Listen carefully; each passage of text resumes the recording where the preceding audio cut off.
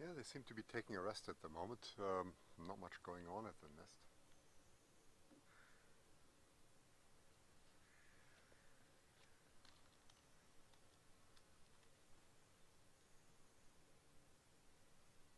Now there we are. There they are back.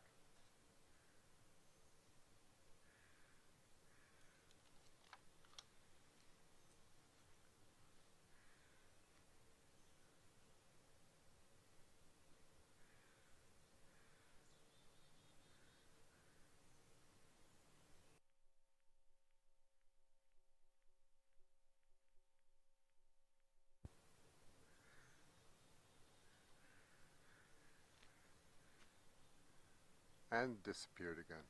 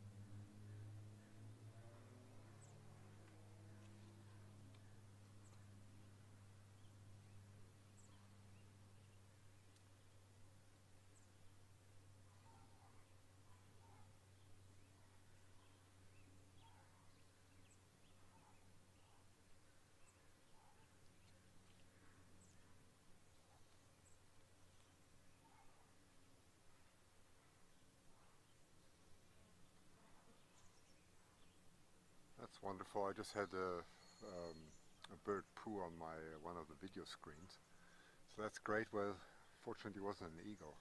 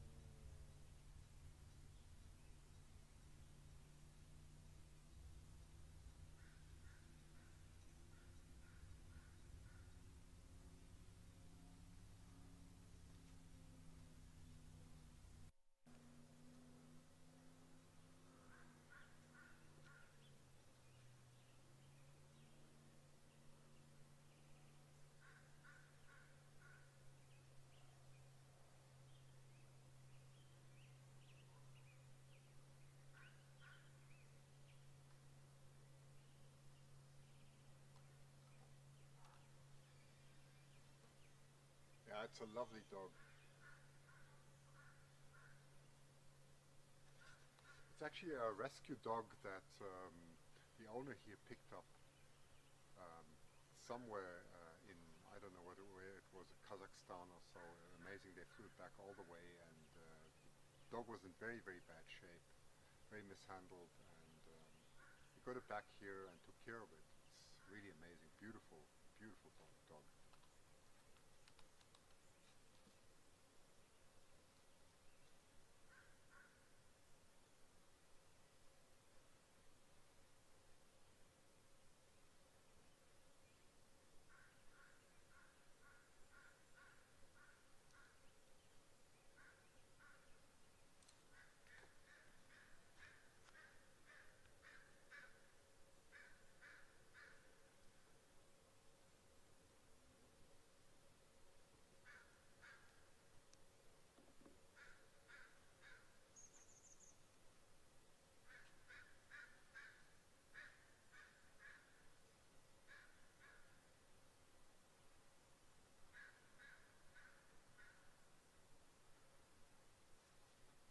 Well, whilst there are no eagles, I'll show you the dog. I think it's worth it.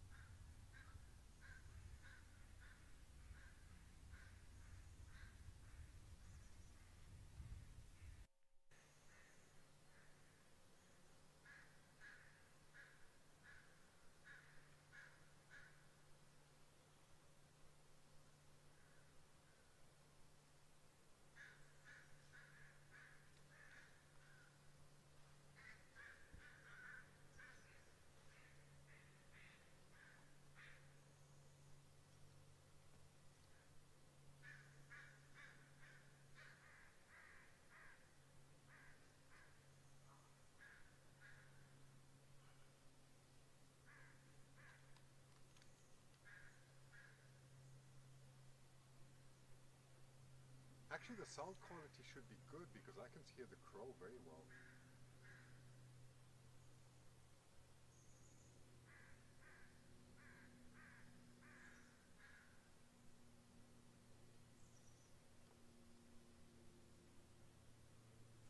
Okay, very good, because I'm sitting about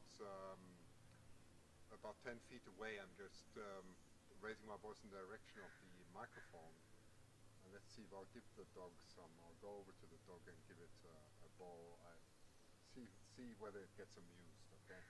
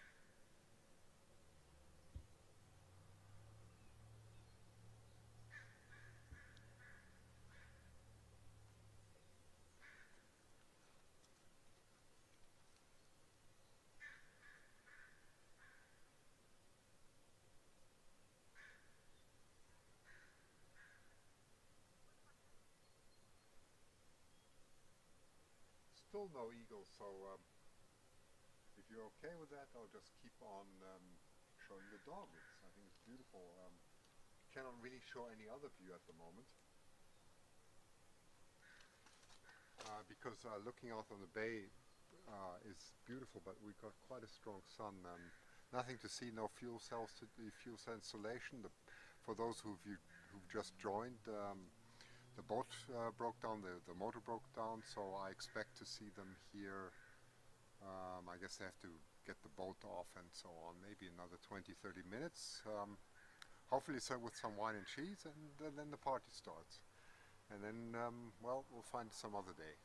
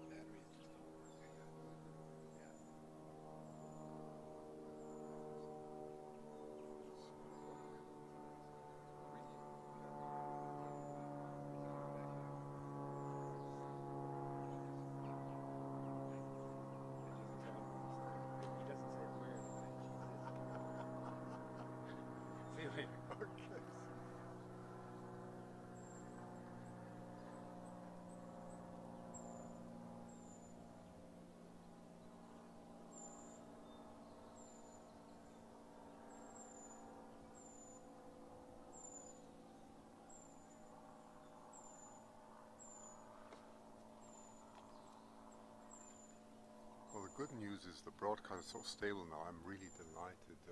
Oh, there's just a juvenile flying across. That's what the eaglet's looking at. The juvenile just sailing across, looked like a 2-year-old, could easily be Echo or Foxy. Who knows?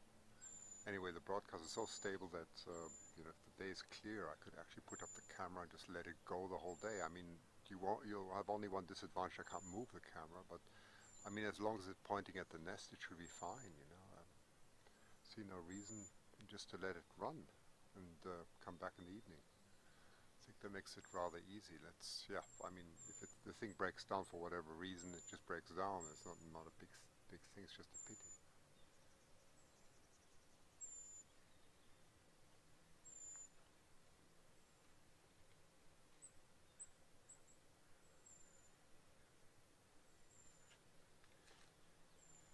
Oh, thanks, Danny. Thanks. I try and say as little as possible because the scenery is so beautiful. The wind is actually coming from behind now, which is very rare. This is my favorite. As you know, if you have the wind in the back, that's the best position because it means the eagles take off directly into the wind, which means towards you. And now the sun's also coming in from the back, so if Ma and Pa come back later, it's the most beautiful because they fly directly into the wind, directly towards you, and that's when you get the best images. This time it would be in the evening because the sun is coming straight from behind, going more and more, of course, northwest now. The boy that we saw before is now completely in shade, so we could get very good contrast. Just an hour later, and you know, the light is completely different. Actually, the direct sunlight that you have on the ocean is confined to a very small angle. It's maybe about 10-15 degrees, and if the sun moves 15 degrees per hour, so within 1 hour it's completely disappeared.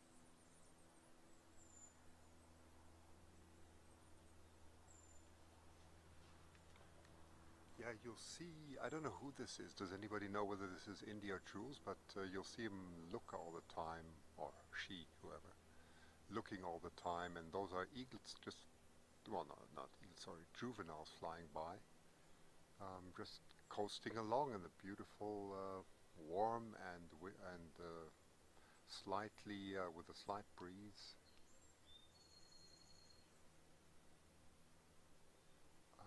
Exactly in southerly direction, so it's wonderful.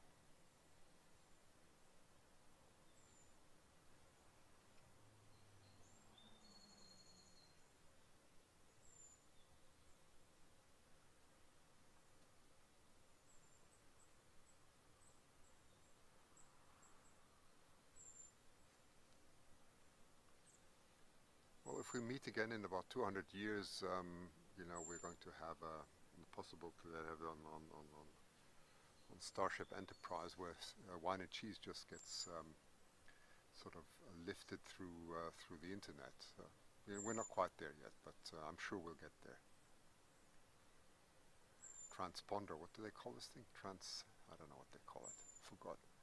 Well, I sometimes am a sucker for these type of science fiction films, so I find myself watching that in the evenings.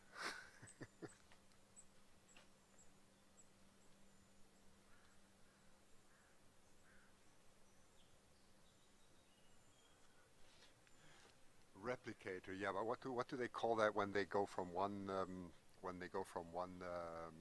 you know, from one location to the other? What do you call this room where they send in the cylinders thing? You know, they go and they disappear and appear somewhere else again. Ah, transporter, that's it. Well, of course it's a transporter, yes. So we'll transport wine and cheese, and then we can replicate that too. It'll happen, and then you can have the eaglets wherever you want them.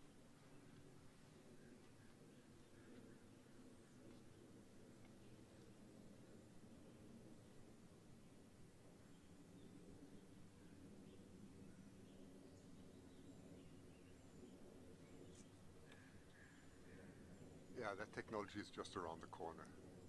I'm quite sure. Well, they said, talking about quantum computing, it's interesting. I'm very interested in future technology, so I follow these type of things. There's been a very interesting development now. I think Microsoft, well, not anymore the most successful company. Of course, Google's far more successful than Microsoft now, but I know Microsoft's doing a lot of work now in what you call quantum computing, which is sort of at the moment still very much fiction or science fiction, because it's very, very complicated to even produce the particles that can make a quantum computer that you can do impossibly fast computations that are unimaginable nowadays. But I mean, who knows? Maybe another 20 years or 30, we'll see it, and that'll open completely new doors.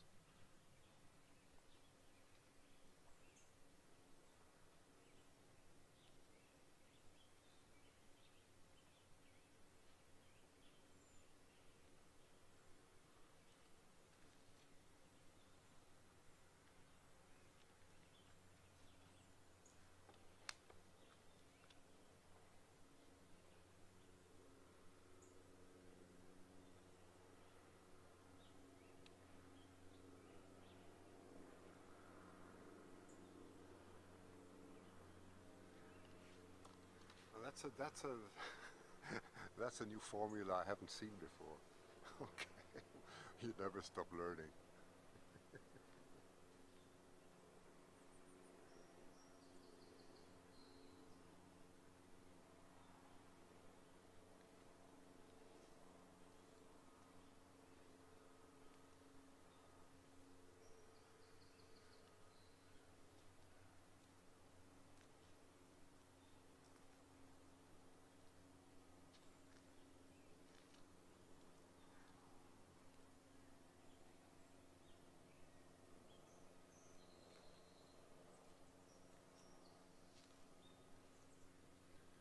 Sometimes I wonder how much longer we're going to see these eaglets. If they come up with all the drone technology, can you imagine what's going to happen? The whole skies will be covered in drones. Now, who knows what that means? And if Amazon delivering packages with drones is only the beginning, everybody's going to have their drones flying backwards and forwards for shopping, for whatever. They're going to be police drones, they're going to be thieves drones, drones, there's going to be everything. Drones, wild security drones. The whole sky will be just covered in drones, and I wonder what the eagles are going to do.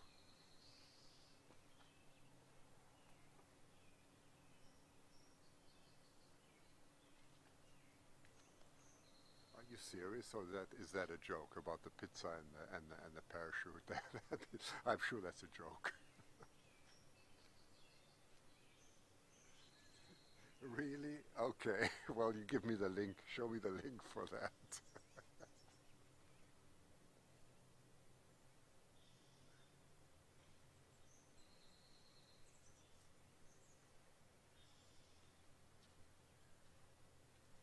Or Google it, whatever. Well, why not? Maybe that's true.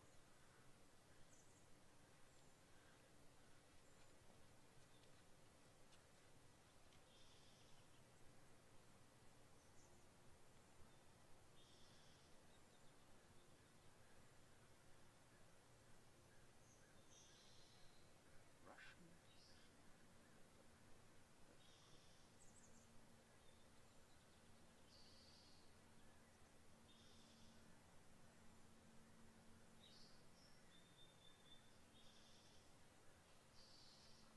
Wow, that's amazing. That is just amazing. Well, we're laughing at all that. Who knows?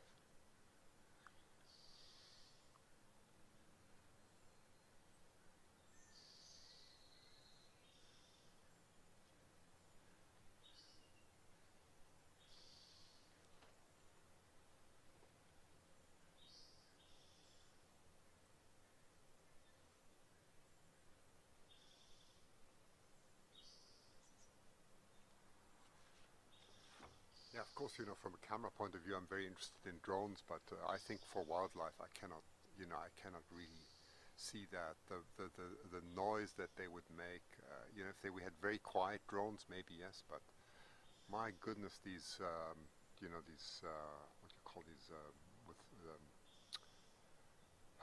forgot quadricopters and so on. They make incredible noise, and I think that would disturb wildlife very much. So. You know, as much as I'm interested in technology, I'm not interested in technology that disturbs wildlife to such an extent. So, we'll see what happens.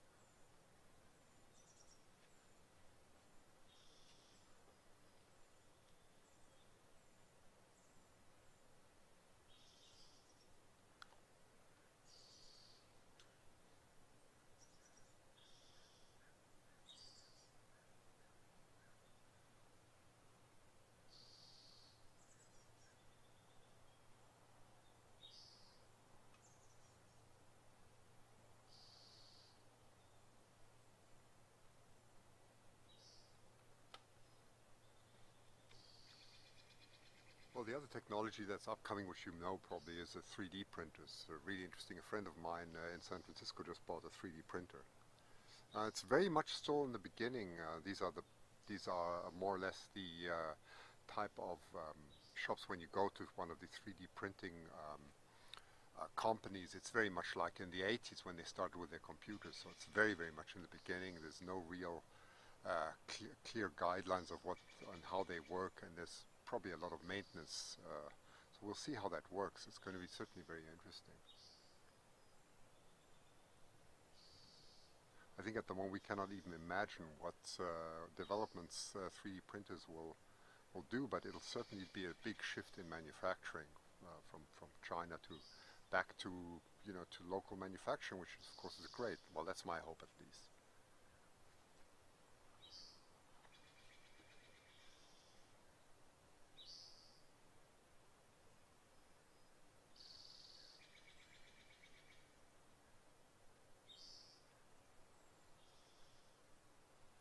Yes, it's true for that. At the moment, it's very much for prototyping. I think we're going to see a lot more. The prices are going to go down, and you know, wait 5 or 10 years, and I think we'll see applications that we never even thought about now.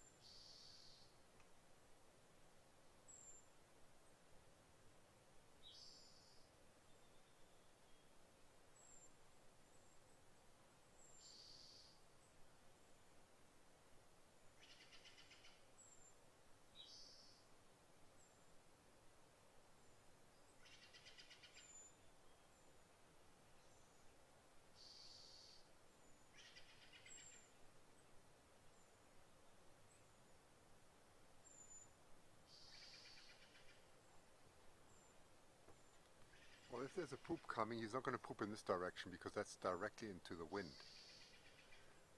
Um, that'll have detrimental effects. So these birds are quite clever. They won't do that.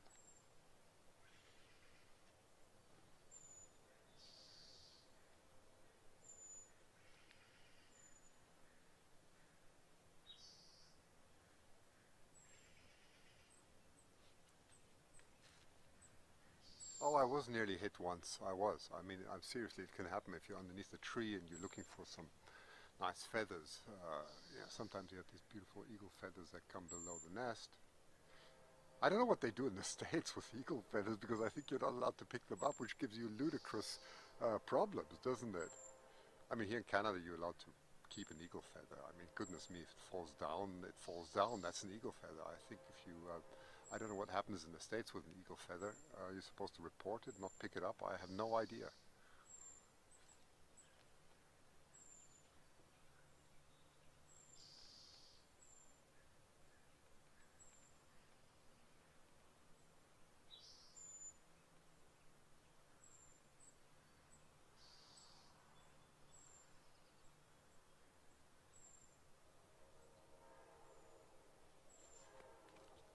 Yeah, the poachers, it's right. I mean, it's very, very unfortunate the way things have gone. You're right.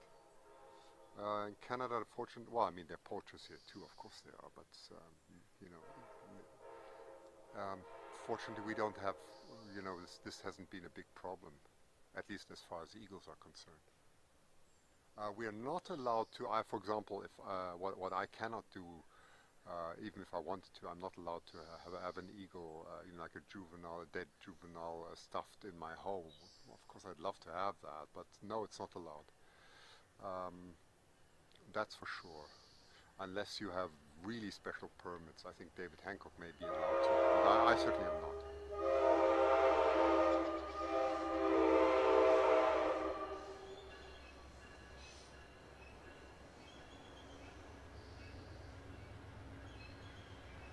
Okay, what you hear now is a typical thing, train and a lot of traffic going on, incredible eagle traffic suddenly above the nest.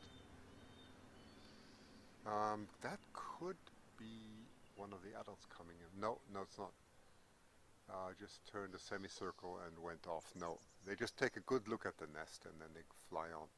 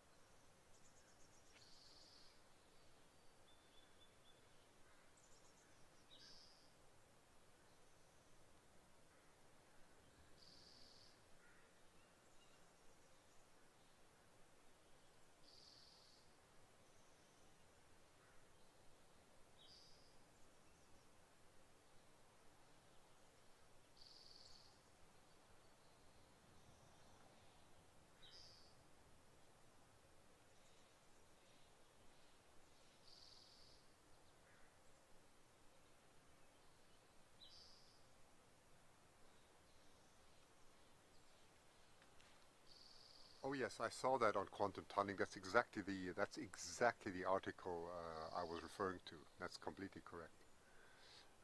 At the same time, they have a long way to go, but yes, that's exactly correct. Quantum computing, very interesting. They have, if I remember correctly, there's one a Microsoft doing a project now, and there's another guy, this one professor, a physicist in in the Netherlands. I think it's Delft University or so. Yes, I did read that. Thank you.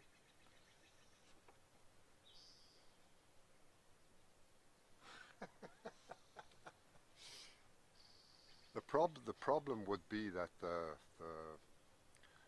planet there would be completely crowded, overcrowded. So the transporter would break down.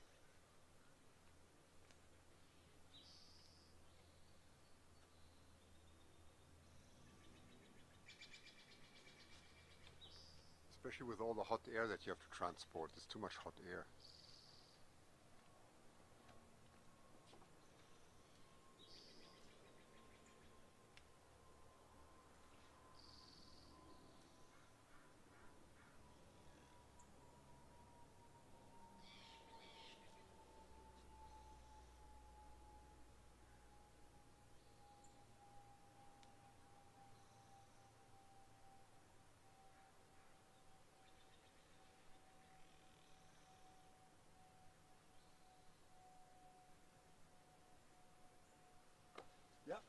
That is a commercial jet. We are directly here en route. When I fly in from the States sometimes, we fly directly over here. That's correct. That's the route from Washington to Vancouver Airport.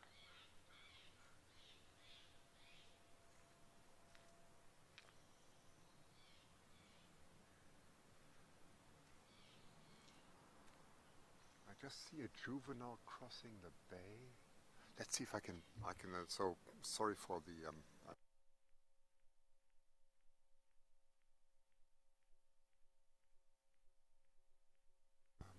Oh, it's going to be difficult flying directly into the sun again. It's just so beautiful to see if I can get him in there. Not sure. No, he's flown into the sun. That was really unfortunate. Let me just quickly show you the same marker that we were on about an hour ago.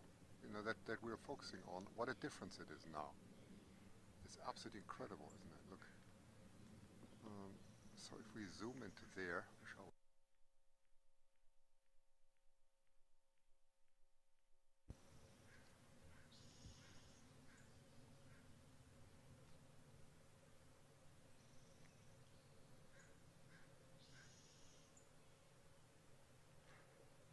Oh, there's a boat out there.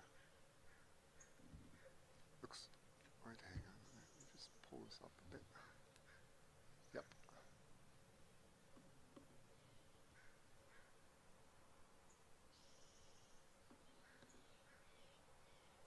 Oh, that could be David. That looks like David Hancock. They are back. Look at that. That's interesting. Sorry about this. Let me just correct this. There we go. Now the contrast is so much better at the moment than it was before. There are three, yes. Isn't that amazing? Let me just zoom out a bit. There you go.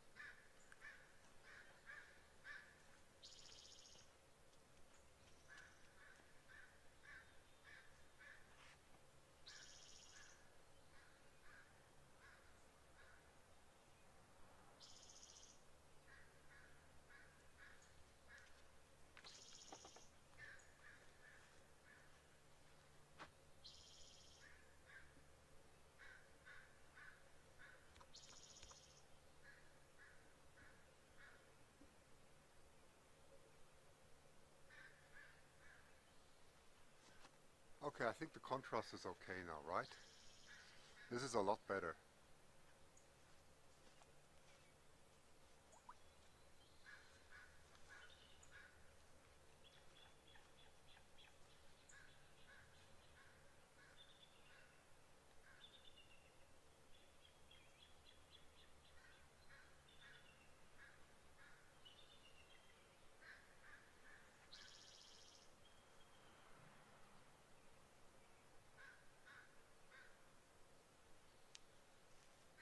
Isn't that amazing how what the sun, I mean, the sun's about 15, 20 degrees off that now, and you can see what happens.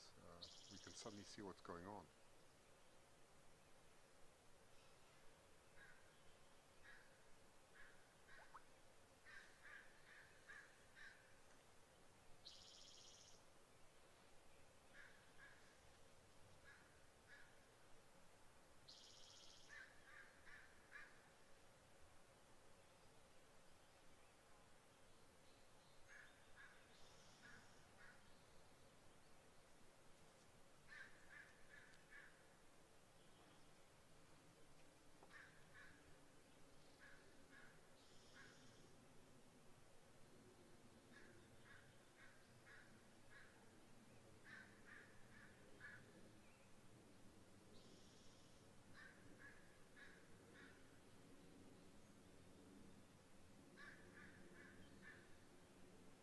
If I see correctly, there are 4 people. Do you agree? Are there 4 people out there?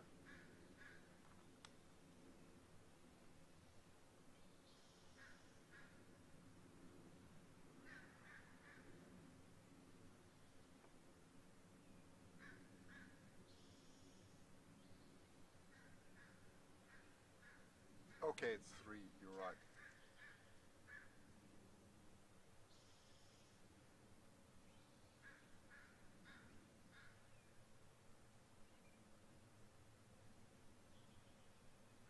Okay, no cheese and wine, but instead of cheese and wine, you'll have a show of a fuel cell, okay? Installation.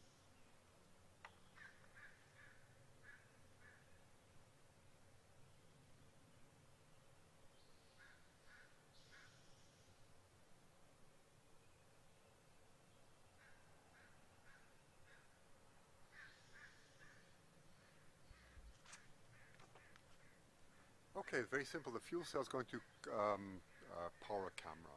Okay, it's just to install a camera up there. Why put a camera there? Because this is supposed to be the marker where Ma sits.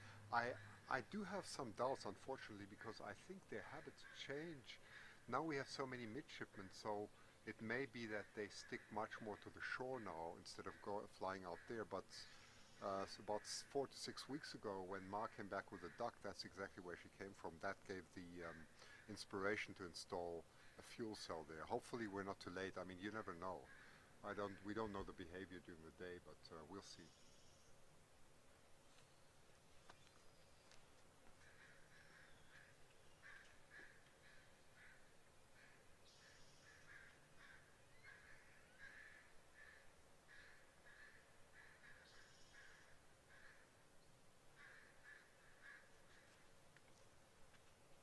Well, that's David Hancock waving there.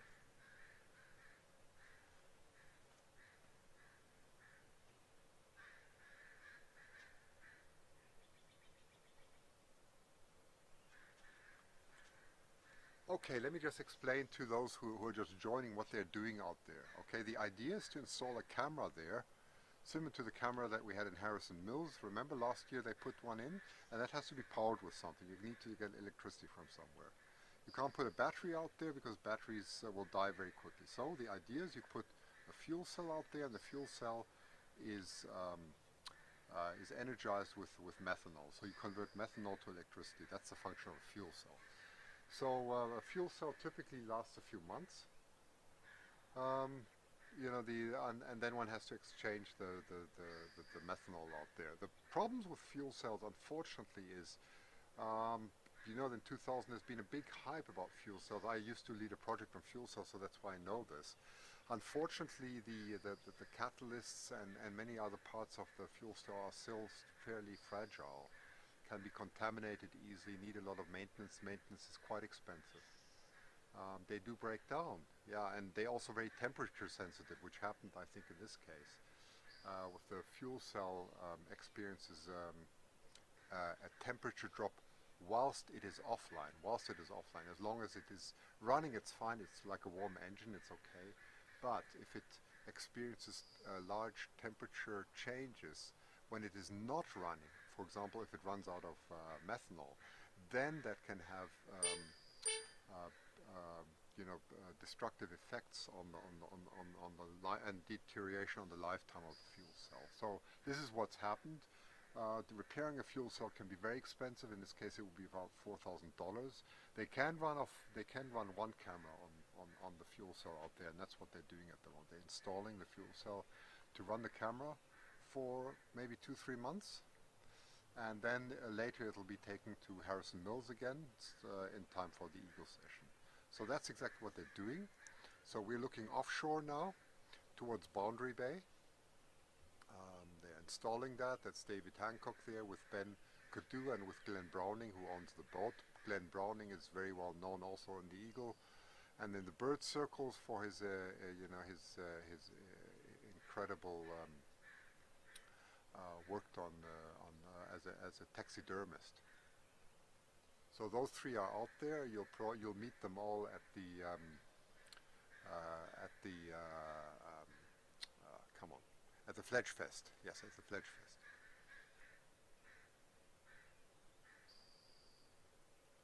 Yeah, it does look easier than dragging it across the mud flats. That's true. It's been horrible. This, at least you can get there by boat, which is a big advantage.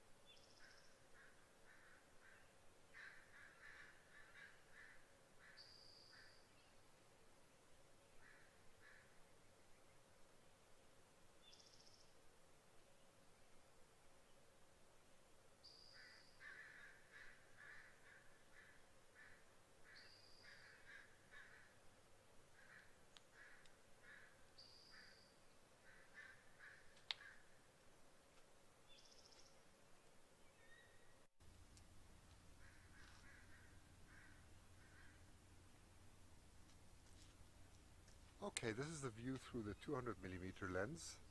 I'll show you what it looks like from here. That's going in 70mm, so that's a little bit closer than what I would be able to see it. I just see there's a second boat coming towards towards the tower there now. I think you'll be able to see that too.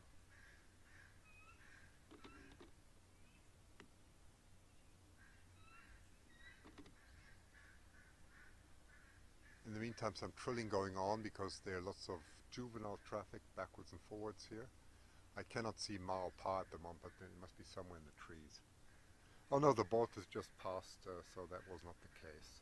I can do some digital zooming in here, so you can see they are barely recognizable. And it's much better.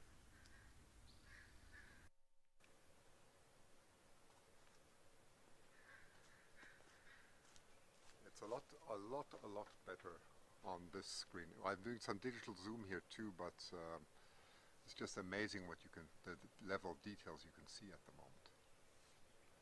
It's actually quite impressive. I reckon the distance, okay, what is the distance approximately here?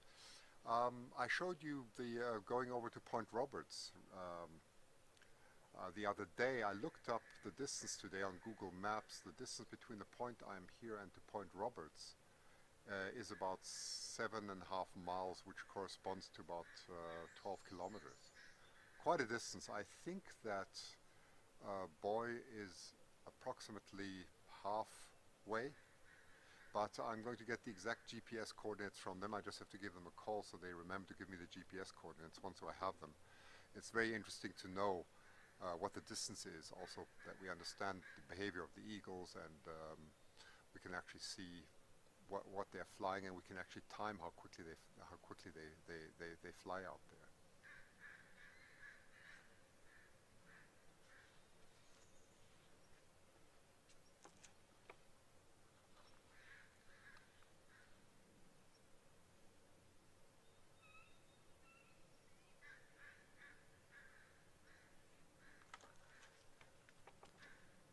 Yes, there are 4 people. I think that's Glenn and his brother. I haven't met his brother yet, but I think there's Ben Cadu.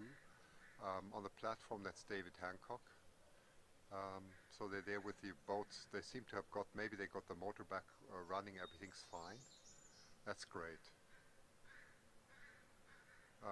Seems like David's putting in a long stick there. I think that's where the camera's going to be attached.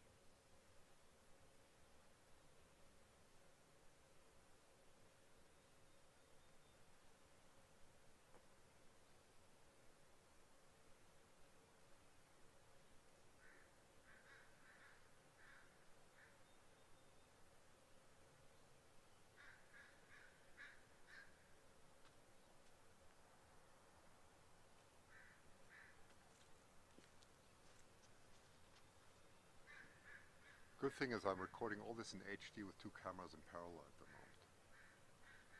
So we can look at all this. Or at least do some very good footage.